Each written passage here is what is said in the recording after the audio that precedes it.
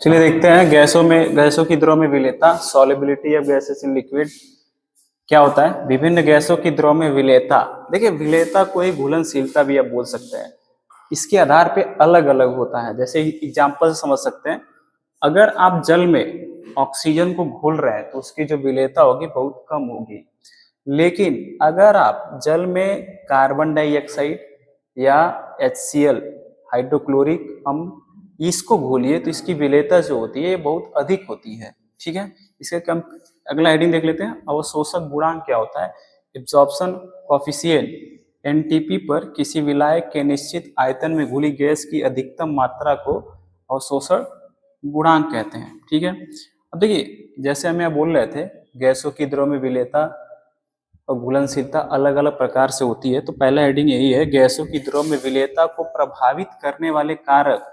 मतलब गैस में अगर किसी द्रव में आप गैस को घोल रहे हैं तो उसकी जो विलेयता होगी उसको प्रभावित करने वाले कितने कारक होंगे। तो पहला कारक आपका यही है, गैसों की प्रकृति, नेचर ऑफ गैसेस। विलायक से क्रिया करने वाले या विलायक में आयनित होने वाले गैसों की जो विलेयता होती है उसे आप गैसों की प्रकृति पर निर्भर होती है। देखिए जैसे यहाँ पे अमोनिया गैस है NH3, कार्बन डाइऑक्साइड गैस है HCl गैस है। ये क्या करते हैं, ये गैस की प्रकृति पर निर्भर करते हैं। जैसे यहाँ पे रिएक्शन आप देख सकते हैं कि अगर अमोनिया का रिएक्शन H2O से कराया जाता है तो अमोनियम हाइड्रेट बना लेता है, NH4OH बना लेता है। और अगर H2O का रिएक्शन कार्बन डाइऑक्साइड से कराया जाता है तो H2CO3 बना लेता है। यहाँ देखिए HCl का रिएक्शन कराया जाता है तो वो अलग अलग तोड़ देता है, अलग अलग फॉर्म में तोड़ देता है, H+ और Cl- आयन में तोड़ देता है। जैसा कि हम बताएं आपको, गैसों की द्रव में विलेयता, एक बार फिर से रिपीट कर देते हैं, विभिन्न गैसों की द्रव में विलेयता जो होती है, विलेयता को आप घुलनशीलता भी बोल सकते हो, वो अलग अलग प्रकार से होती है। ऑक्सीजन को अगर जल में घोलेंगे तो बहुत ही कम मात्रा में घुलता है, और अगर आप उसी CO2 को पानी में घोलेंगे तो अधिक मात्रा में घुल जाता है। आप HCl को घोलेंगे तो भी अधिक मात्रा में घुल जाता है। अवशोषक गुणांक NTP पर अगर विलायक का निश्चित आयतन जो होता है, और अगर गैस में आप घोल रहे हैं तो उसकी जो अधिकतम मात्रा होगी उसको आप अवशोषक गुणांक कहेंगे। गैसों की द्रव में विलेयता को प्रभावित करने वाले कारक, देखिए अगर द्रव में आप किसी गैस को घोल रहे हैं तो उसकी विलेयता यानी कितना वो घुल रहा है उसके अंदर, उसके कारक बताने हैं। तो पहला कारक था गैसों की प्रकृति। तो गैसों की प्रकृति पर भी निर्भर करता है कि वो अवयव लिक्विड में कितना घुल रहा है। तो बाकी आप लोग इसी शॉर्ट लिख लीजिए, इसके बाद बताते हैं। देखिए अब नेक्स्ट हेडिंग में बात करते हैं विलायक की प्रकृति यानी नेचर ऑफ सॉल्वेंट। देखिएगा पहला इसमें आता है क्या, ध्रुवीय गैसें। अब ध्रुवीय गैसें ध्रुवीय विलायकों में अधिक घुलनशील होती है। एग्जाम्पल से समझते हैं, जैसे देखिए H2O का एक एग्जाम्पल लेते हैं। यहाँ देखिए ऑक्सीजन और इसके साइड साइड में 2 हाइड्रोजन ऐसे लिख दिए हैं।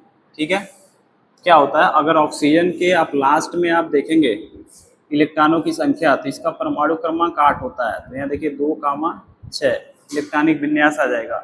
यहाँ पे लास्ट में 6 इलेक्ट्रॉन आया तो इसके चारों तरफ हम 6 इलेक्ट्रॉन लिख देते हैं, 1 2 3 4 5 6, और हाइड्रोजन के पास होता है 1 इलेक्ट्रॉन। तो ये क्या करेगा, ऑक्सीजन के पास 2 इलेक्ट्रॉन की कमी है तो अपने पास खींचने की कोशिश करता है। तो जब अपने पास इलेक्ट्रॉन खींचेगा ऐसे तो ये क्या होगा, ये जो हाइड्रोजन होगा ये डेल पॉजिटिव के रूप में काम करेगा, मतलब ये इलेक्ट्रॉन दे दिया है, और ऑक्सीजन जो है डेल नेगेटिव के रूप में काम करेगा। तो ये ध्रुवीय हो गया, मतलब अपने पास खींचने की कोशिश कर रहा है। ठीक है, जैसे यहाँ पर अगर आप HCl का एग्जाम्पल लेंगे तो ये हो गया H और यहाँ पे हो जाएगा Cl मान लीजिए। तो इसके पास होता है 1 इलेक्ट्रॉन एक्स्ट्रा होता है इसके पास, हाइड्रोजन के पास, और क्लोरीन के पास होता है टोटल, आप यहाँ का चेक करेंगे, क्लोरीन का होता है 17। तो इसका परमाणु क्रमांक 17 होता है। इलेक्ट्रॉनिक विन्यास आप देखेंगे 2,8,7 होगा, तो लास्ट में 7 इलेक्ट्रॉन आ गया। तो इसके बाहरी सेल में 1 2 3 4 5 6 7 इलेक्ट्रॉन हो गया, मतलब अब इसके पास 1 इलेक्ट्रॉन की कमी है। तो ये क्या करेगा, हाइड्रोजन से 1 इलेक्ट्रॉन ले लेगा। तो हाइड्रोजन से जैसे 1 इलेक्ट्रॉन ये लेगा तो ये क्या हो जाएगा, ये जो इलेक्ट्रॉन ले रहा है ये हो जाएगा डेल निगेटिव हो जाएगा, और ये जो इलेक्ट्रॉन को ट्रांसफर कर रहा है अपने पास से वो डेल पॉजिटिव हो जाएगा। तो ये यहाँ से पता चलता है कि ये ध्रुवीय विलायकों में अधिक घुलनशील होते हैं। इसका कहने का मतलब ये हुआ कि आप H2O में अगर HCl घोल रहे हैं तो ये बहुत ही जल्दी घुल जाएगा, क्योंकि यहाँ पे ऑक्सीजन जो है डेल निगेटिव के रूप में काम करता है, तो वो HCl को घोलने का काम कर जाएगा अच्छे तरीके से। ठीक है, आइए नेक्स्ट हेडिंग पे बात करते हैं, ताप का प्रभाव, इफेक्ट ऑफ टेम्परेचर, मतलब टेम्परेचर का क्या प्रभाव पड़ता है। ताप में वृद्धि, अगर ताप में वृद्धि करते हैं तो गैसों की घुलनशीलता घटती है, मतलब ताप बढ़ाने पर गैस जो है बहुत ही कम मात्रा में घुलना चालू होता है, बहुत ही स्लो घुलता है, क्योंकि गैस के द्रव में घुलने की क्रिया एक ऊष्माक्षेपी क्रिया है। ऊष्माक्षेपी का मतलब ये हो गया कि ऊष्मा निकालती है वो। जैसे एग्जाम्पल से इसको भी समझेंगे, जैसे देखिए एग्जाम्पल में हम यहाँ पे H2O ले ले रहे हैं प्लस CO2 यहाँ पे से रिएक्शन करा रहा है। अब ये ऊष्माक्षेपी का मतलब देखिए, ये दोनों तरफ तीर लगाने का मतलब ये हो गया कि ये साम्य अवस्था में आ जाएगा। अब इसको जब आप इसको मिक्स करेंगे तो देखिए बहुत ही सिंपल तरीके से बनेगा ये। पहले H2 का आप ऐसे लिख दीजिए, अब देखिए ये क्या है CO2 और एक ऑक्सीजन इसमें जोड़ दीजिए तो क्या हो जाएगा CO3 H2CO3 प्लस यहाँ पर Q मतलब ऊष्मा निकलेगा, मतलब ये ऐसा रिएक्शन है जब आप इसको कराएंगे इसमें से ऊष्मा निकलेगा। टेम्परेचर ताप वृद्धि की है ना इसमें, तो इसका ऊष्मा निकलेगा। नोट में कुछ पॉइंट आप याद रखेंगे यहाँ पे कि जैसे देखिए हाइड्रोजन व हीलियम की जल में घुलनशीलता जो होती है, अगर जल में आप इसको घोल रहे हैं तो इसमें ताप में वृद्धि कर जाता है। इनका घुलना एक ऊष्मा शोषी क्रिया है। ऊष्मा शोषी का मतलब ये हुआ कि इसको पहले ही ऊष्मा देना पड़ेगा। देखिए इसलिए नोट पॉइंट है H2, अगर CO2 घोल रहे हैं वो भी देखिए गैस ही है, लेकिन अगर CO2 H2 में आप घोले हैं तो ऊष्मा निकालता है। लेकिन अगर वही एग्जाम्पल आप हीलियम, हाइड्रोजन और हीलियम की बात कर लें, अगर आप हाइड्रोजन और हीलियम की बात कर लें, उसको जल में अगर आप घोलते हैं तो उसको पहले ऊष्मा देनी पड़ेगी, क्योंकि घुलनशीलता बढ़ाने पर ताप बढ़ जाता है। ये थोड़ा पॉइंट इसमें ध्यान रखिएगा। देखिए अगर हम यहाँ पर हाइड्रोजन देखिए गैस के रूप में लिया गया है, इसको जब आप जल में मिलाएंगे ना तो पहले ऊष्मा देनी पड़ेगी, टेम्परेचर इसका बढ़ाना पड़ेगा, तब ये H2 गैस यानी एक्वस के रूप में, एक्वस मतलब होता है आपका जलीय विलयन, मतलब इसमें मिक्स है कुछ, जलीय विलयन के रूप में बन जाएगा। अब हीलियम को ही ऊष्मा देंगे H2 में मिक्स करके, तो ये हीलियम एक्वस यानी जलीय विलयन के रूप में बन जाएगा। तो आप लोग को अच्छे समझ में आ गया, एक बार फिर से रिपीट कर देते हैं।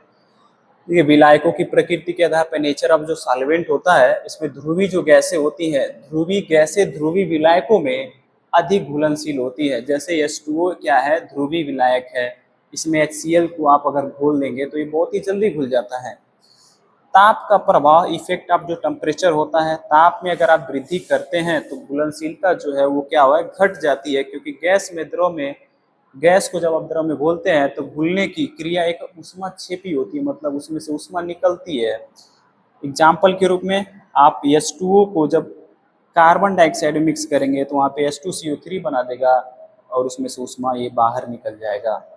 नोट पॉइंट में याद रखिएगा, अगर हाइड्रोजन और हीलियम जल में जो इनकी घुलनशीलता होती है, जैसे ही मिक्स करेंगे तो इनका टेम्परेचर भी बढ़ जाता है। तो जब टेम्परेचर बढ़ जाता है तो देखिए इनका जो रिएक्शन होता है वो क्या होता है, पहले आप ऊष्मा दे देंगे हाइड्रोजन के साथ, पहले ही टेम्परेचर बढ़ गया है तो हाइड्रोजन के साथ टेम्परेचर बढ़ा है, तो इसमें जल में जब आप मिक्स करेंगे तो यहाँ क्या होगा, H2 जो है एक्वस यानी जलीय विलयन के रूप में बन जाता है।